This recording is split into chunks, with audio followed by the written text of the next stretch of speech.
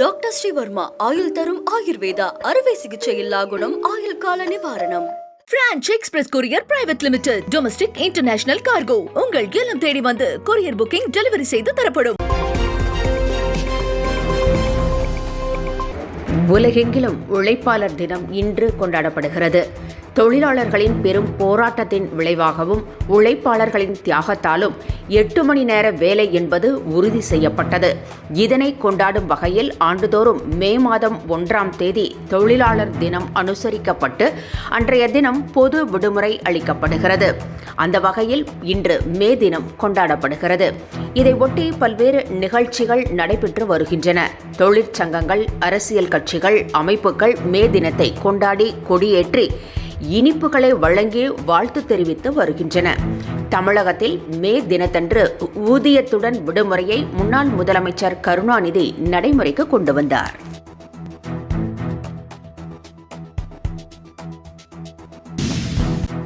பிரதமர் நரேந்திர மோடியின் ரஷ்ய பயணம் ரத்து செய்யப்பட்டுள்ளது. 2ஆம் உலகப் போரில் ஜெர்மனியை ரஷ்யா வென்றதன் நினைவாக ஆண்டுதோறும் மே மாதம் 9ஆம் தேதி வெற்றி தினம் கொண்டாடப்பட்டு வருகிறது. அந்த வகையில் 80வது ஆண்டு வெற்றி கொண்டாட்டம் வரும் 9ஆம் தேதி நடைபெறுகிறது. இதில் பிரம்மாண்ட ராணுவ அணிவகுப்பு நடைபெறும். ரஷ்ய அதிபர் புட்டின் கலந்து கொண்டு உரை நிகழ்த்துவார். இந்நிலையில் சீன அதிபர் மற்றும் பிரதமர் நரேந்திர மோடி ஆகியோருக்கு புட்டின் அழைப்பு விடுத்திருந்தார். இதன் அடிப்படையில் பிரதமரின் பயணம் திட்டமிடப்பட்டது. ஆனால் பகல்காம் தாக்குதல் காரணமாக பிரதமர் மோடியின் ரஷ்ய பயணம் ரத்து செய்யப்பட்டுள்ளது. அவருக்கு பதில் பாதுகாப்புத்துறை அமைச்சர் ராஜ்நாத் சிங் கலந்து கொள்வார் என்று தெரிவிக்கப்பட்டுள்ளது.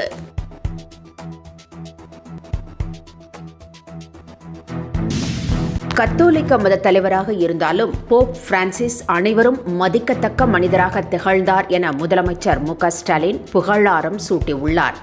சென்னை லயோலா கல்லூரியில் நடைபெற்ற போப் பிரான்சிஸ் நினைவஞ்சலி நிகழ்ச்சியில் கலந்து கொண்ட முதலமைச்சர் போப்பின் திருவுருவப் படத்தை திறந்து வைத்து மரியாதை செலுத்தினார். போப் பிரான்சிஸ் அன்பு, அமைதி, இரக்கம், எளிமை ஆகியவற்றின் அடையாளமாக திகழ்ந்தார் என்றும் உலக அமைதி, மனிதநேயம், மனித உரிமைகள் மற்றும் சுற்றுச்சூழல் ஆகியவை குறித்து அக்கறை கொண்டிருந்தார் என்றும் முதலமைச்சர் கூறியுள்ளார். முற்போக்கு கொள்கைகளோடு கத்தோலிக்க திருச்சபையை வழிநடத்தி பெரும் மாற்றத்தை முன்னெடுத்தவர் போப் பிரான்சிஸ் எனவும் முதலமைச்சர் மு.க.ஸ்டாலின் புகழஞ்சலி செலுத்தியுள்ளார்.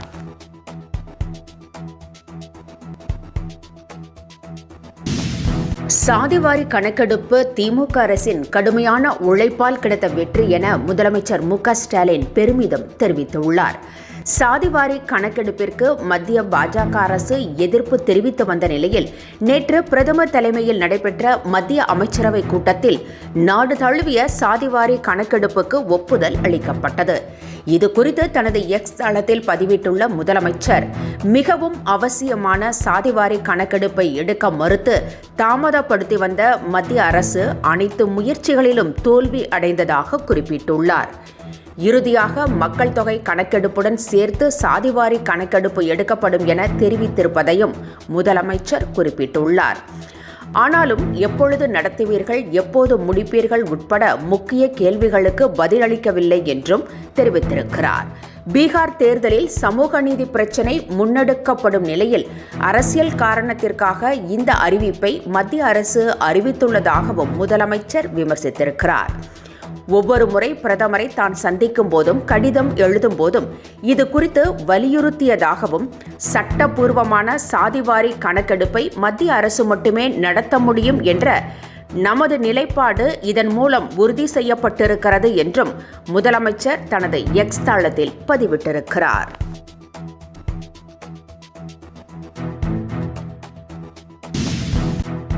தமிழகத்தில் கோடை வெப்பம் சுட்டெரித்து வரும் நிலையில் நேற்று 6 இடங்களில் வெயில் சதமடித்திருக்கிறது. அதிகபட்சமாக வேலூரில் 14.9 டிகிரி ஃபாரன்ஹீட் வெப்பம் பதிவாகியுள்ளது. கரூரில் 104 டிகிரியும், ஈரோட்டில் 103.28 டிகிரியும், சேலத்தில் 102.2 டிகிரி ஃபாரன்ஹீட் வெப்பமும் கொளுத்தியது. இந்த ஆண்டு கோடை வெப்பத்தின் தாக்கம் முன்கூட்டியே காணப்படும் நிலையில் வரும் 4ஆம் தேதி கத்தரி வெயில் தொடங்குகிறது. இந்த காலம் 25 நாட்களுக்கு நீடிக்கும். அக்னி நட்சத்திர காலத்தின் போது வெப்பம் மேலும் அதிகரித்து காணப்படும்.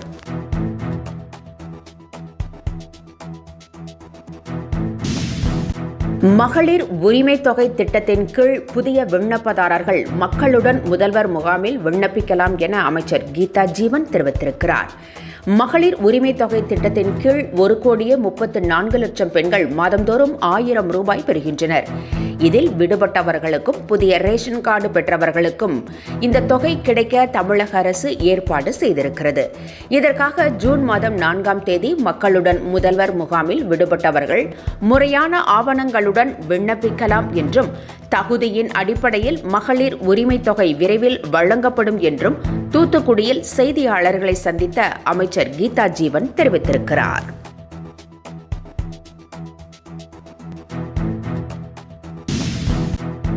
தமிழக வெற்றிக் கழக தலைவர் விஜய் கொடைக்கானல் சென்றுள்ளதாக தகவல் வெளியாகியுள்ளது. 2026ஆம் ஆண்டு நடைபெறும் சட்டப்பேரவை தேர்தலில் போட்டியிட்டு ஆட்சியை கைப்பற்றும் நடவடிக்கைகளில் விஜய் ஈடுபட்டிருக்கிறார். இதற்காக கட்சியை வலுப்படுத்தும் களப்பணிகளையும் அவர் மேற்கொண்டுள்ளார். கட்சியின் முதல் ஆண்டு விழா, செயற்குழு கூட்டம், மாவட்ட செயலாளர்கள் கூட்டம் என பல்வேறு நிகழ்வுகள் நடத்தப்பட்டன. அண்மையில் கோவையில் பூத் கமிட்டி கருத்தரங்கை விஜய் நடத்தினார். அடுத்த கருத்தரங்கு மதுரையில் நடைபெறும் என தகவல்கள் தெரிவிக்கின்றன. இந்நிலையில் அவர் திடீரென கொடைக்கானல் புறப்பட்டு சென்றார். இது தனிப்பட்ட பயணம் என்பதால் யாரும் தொந்தரவு செய்ய வேண்டாம் என கட்சியினருக்கு தலைமை அறிவுறுத்தியுள்ளது.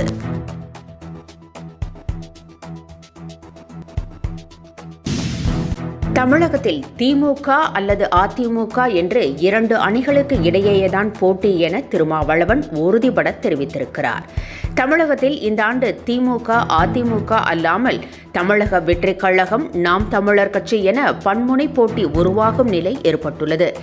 இந்நிலையில் செய்தியாளர்களிடம் பேசிய திருமாவளவன், தமிழகத்தில் எத்தனை அணிகள் வந்தாலும் திமுக அதிமுக அணிகளுக்கு இடையேதான் போட்டி என்றும் இந்த இரு கட்சிகளை மக்கள் செல்வாக்கு பெற்ற கட்சிகள் என்பதை மறுக்க முடியாது என்றும் கூறினார்.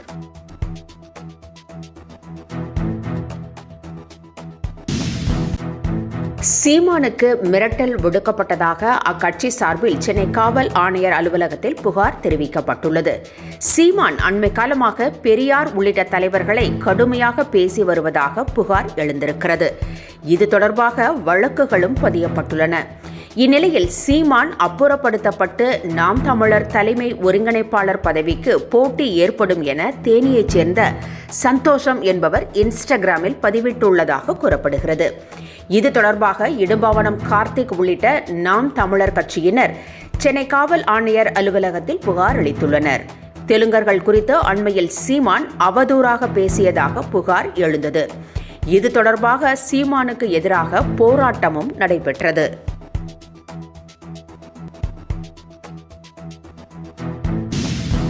விஜய் நடித்த சுறா படத்தை ரீ-ரிலீஸ் செய்யும் திட்டம் இல்லை என படத்தின் இயக்குனர் SP ராஜ்குமார் தெரிவித்திருக்கிறார். இது குறித்து கருத்து தெரிவித்துள்ள அவர், சுறா படத்தை தோல்வி படமாக சித்தரித்து சமூக வலைதளங்களில் பதிவுகளும் மீம்ஸுகளும் வெளியிடப்பட்டதாகவும் படத்திற்கு நல்ல வரவேற்பு கிடைக்காமல் இருக்க சதிவலை பின்னப்பட்டதாகவும் கூறியிருக்கிறார்.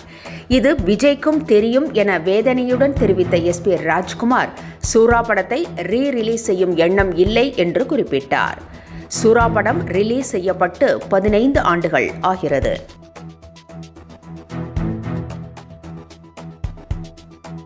டாக்டர் ஸ்ரீவர்மா ஆயுள் தரும் ஆயுர்வேதா அறுவை சிகிச்சை இல்லா குணம், ஆயுள் கால நிவாரணம்.